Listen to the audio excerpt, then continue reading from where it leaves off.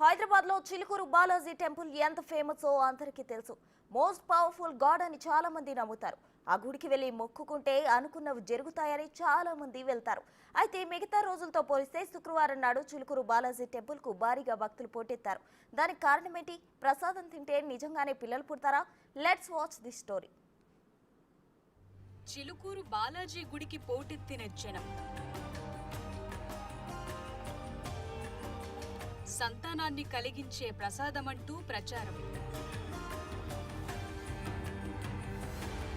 అమ్మతనం కోసం ఆరాటం. గరుడ ప్రసాదం మహిమేంటి?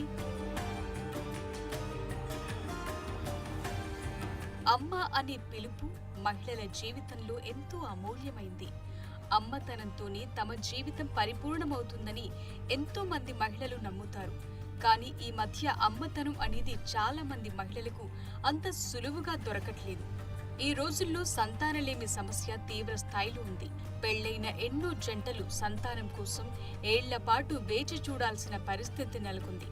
కనపడిన దేవుణ్ణల్లా మొక్కినా, కాస్త పేరున్న ప్రతి డాక్టర్ దగ్గరకు వెళ్లి చికిత్స చేయించుకున్నా, ఎన్ని ప్రయత్నాలు చేసినా చాలా జంటలకు సంతాన భాగ్యం కలగటం లేదు.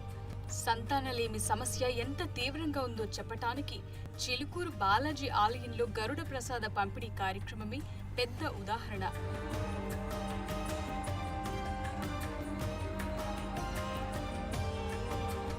ఏప్రిల్ నెల మొదట్లో చిలుకూరు బాలాజీ ఆలయ ప్రధాన అర్చకులు రంగరాజన్ మీడియా వేదికగా ఓ పిలుపునిచ్చారు. చిలుకూరు బాలాజీ బ్రహ్మోత్సవాల సందర్భంగా ఏప్రిల్ 19న ధ్వజారోహణ కార్యక్రమం జరుగుతుందని, ఆ రోజు గరుత్మంతునికి నైవేద్యం సమర్పించనున్నట్లు వివరించారు. ఆ నైవేద్యాన్ని సంతానలేమితో బాధపడుతున్న దంపతులకు వితరణ చేస్తామని, ఆ ప్రసాదం కోసం ఏప్రిల్ 19న ఉదయం 8 గంటల వరకు ఆలయానికి రావాలని చెప్పారు.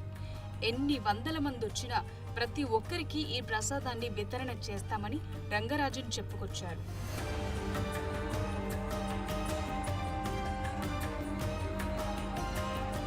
రంగరాజన్ ఇచ్చిన బైట్ మీడియా ఛానల్స్ లో ప్రసారం కాగా, అందుకు సంబంధించిన క్లిప్పులు సోషల్ మీడియాలో వైరల్ గా మారాయి. ముఖ్యంగా ఇన్స్టాగ్రామ్ లో రీల్ రూపంలో తెగ వైరల్ అయింది. కట్ చేస్తే చిలుకూరు బాలాజీ ఆలయం భక్తుల తాకిడితో కిక్కిరిసిపోయింది. ఇసుకేస్తే రాలనంత జనం ఆలయానికొచ్చారు.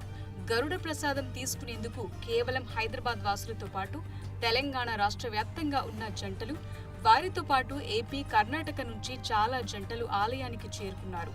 కొందరైతే ముందు రోజే వచ్చి అక్కడే నిద్రించి వేకువజామునే రెడీ అయి లైన్లో నిల్చున్నారంటే సంతానం కోసం ఎంతగా తప్పిస్తున్నారో అర్థం చేసుకోవచ్చు. అదే గరుడ ప్రసాదం అన్నారు. ప్రసాదం అయితే అన్నం సంతానం కోసం. నాకు తెలుసు ఎవ్రీ ఇయర్ ఇస్తారని తెలుసు, కానీ టైమింగ్ తెలియదు, ఏ రోజు ఇస్తారనేది తెలియదు నాకు. రాలేదు, ఇదే ఫస్ట్ టైం వచ్చిన ప్రసాదం అందింది నాకు, తీసుకున్నాను, సంతోషంగా కూడా ఉన్నాను. గుడిలోకి 8 లోపు రమ్మన్నారు. గరుడ ప్రసాదం కోసం, సంతానం కోసమే వచ్చాము. కానీ ఇక్కడికి వచ్చే వరకల్లా ట్రాఫిక్ లోనే 4 గంటలు ఇరుక్కుపోయాము. 6:30 నుంచి 10:30 పట్టిందండి గుడి దగ్గరికి. గుడిలోకి వెళ్లే వాళ్ళు కూడా వెళ్లకుండానే వెనక్కి వస్తున్నారు, తొక్కిసలాట జరుగుతుందని చెప్పి. ఇక మా ప్రాప్తం, మాకైతే ప్రసాదం దొరకలేదండి. ప్రసాదం కోసం ఎంతమంది వచ్చారన్నది సంఖ్యల్లో చెప్పటం కొంచెం కష్టమే. కానీ ఆలయానికి వచ్చిన భక్తుల వాహనాలతో సుమారు 10 కిలోమీటర్ల మేర ట్రాఫిక్ జామ్ అయ్యిందంటే మీరే అర్థం చేసుకోండి.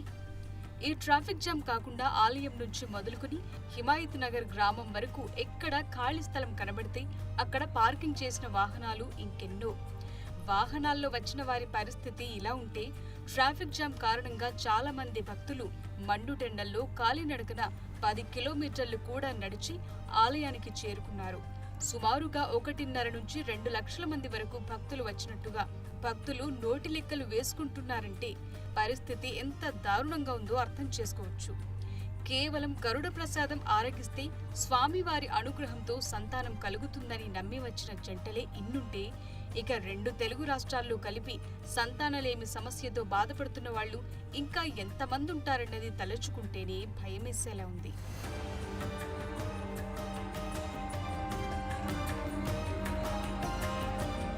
గరుడ ప్రసాదం తీసుకునేందుకు వేలాది మంది తరలి రావటం సంతానలేమి సమస్యలపై చర్చకు దారితీసింది.